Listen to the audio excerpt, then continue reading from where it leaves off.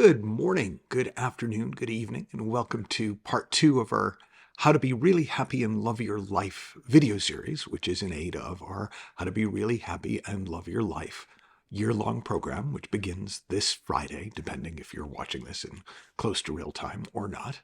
But if you are, you can learn more by going to michaelneill.org/happy. And the second of the 5 4-day sessions that we'll be doing as part of this year-long program is called Beyond Fear. And if there's one of the sessions that I'm probably most well qualified to speak to, it's this one, not because I'm incredibly brave or, I've never had issues with fear, but because I spent so much of my life terrified of everything. And that level of anxiety turned into depression, and that level of depression turned into suicidal ideation. And that was my life. And then I sort of learned, I went on a journey with fear, and I learned how to feel the fear and do it anyways. And I got to a point where I could kind of see fear as an unwanted thing that came up from time to time, but it was less permanent. And then I actually live in a world at the moment that not only is just not such a scary world as the world I used to live in, but the understanding I have of what fear is and where it comes from has changed enough that fear's just not such a primal factor in my life anymore. And that experience of freedom that comes with that is what allows us to be really happy and love our lives even more. And so I'll talk you through those 2 points in this video so you can begin to experience them for yourself. And the first is, one of the ways that we live beyond fear is we stop living in such a frightening world. You say, well, how do I do that? Do I move to a safer town? Do I move to a safer country? Do I get involved in local politics? It's nothing to do with that, because the nature of our personal reality is created via thought. In other words, we all live in separate thought-created realities that overlap enough that it only sometimes seems like everybody else is nuts and you're the only one who's sane, or everybody else is sane and you're the only one who's nuts. And when you start to see that, as I say in my book, Super Coach, we live in a thought-created reality, but there's a reality beyond our thinking. The world is what we think it is, but there is a world beyond our thinking. We start to see how much of our personal reality is up for grabs, how much we project onto the world and then treat it as if it is the world. In the words of the physicist David Bohm, thought creates our world and then says, I didn't do it. So another analogy for it one of my friends had, which I thought was really nice, is living with thought. And thought is a power, thought is a force, thought is a creative potential. It's not what you think, it's that which allows you to think. That it's like living with a close-up magician. You know it's a trick, but it's a really good trick. And so you fall for it again and again and again and again and again.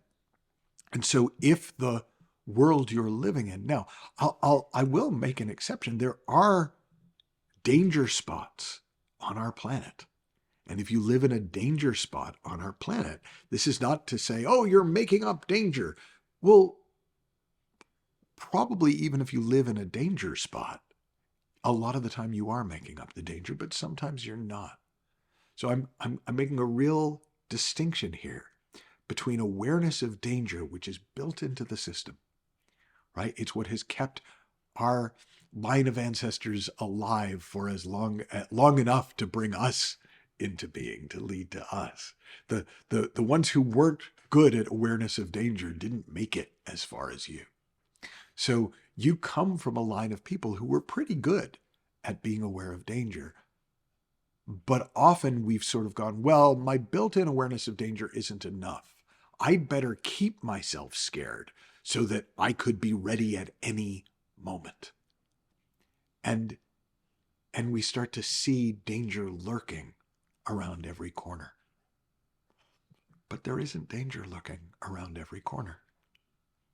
The fact that there may be danger lurking around one corner at one point doesn't extrapolate.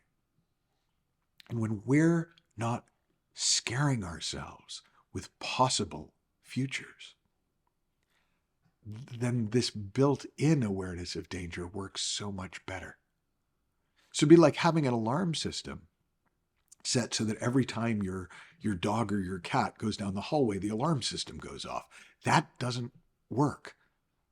We've got the alarm system turned up way too high. We've got to find an inner level where the alarm only goes off when there is a real and present danger. And we're actually made to do that. The system will autocorrect. It will go back to its factory settings if we stop adding in all these other, it'll also go off if I have this thought, and also go off if I think about what I don't want to have happen around money, and also go off if I think about what I don't want to have happen in my relationship, and also go off if I think about what I don't want to have happen on the planet. And so we let the system recalibrate itself. And how do we do that? Well, the second big thing that you come to see about fear when you start to really pay attention to it, when you bring your consciousness to it, is we scare ourselves. 99% of what we call fear isn't awareness of danger. It's us thinking thoughts about futures we don't want and scaring ourselves with them. And if you could see that's what you were doing, you would just either laugh, not laugh, but you would just stop. And that's what starts to happen. When you stop thinking that fear is a property of the world and start seeing that the world is a property of thought, but then the feeling of fear is the feeling of my thinking about futures I don't want to have happen. And because of the nature of thought, that thought and consciousness feel like they're really happening, like a great movie. You feel like it's really happening, even though at some level you know it isn't. Well, most of us, when it comes to our personal realities, we don't even realize that at some level it's just a movie. It's just thought. And so our reactions seem justified. They seem appropriate. And we almost feel like, well, I don't want to get rid of that.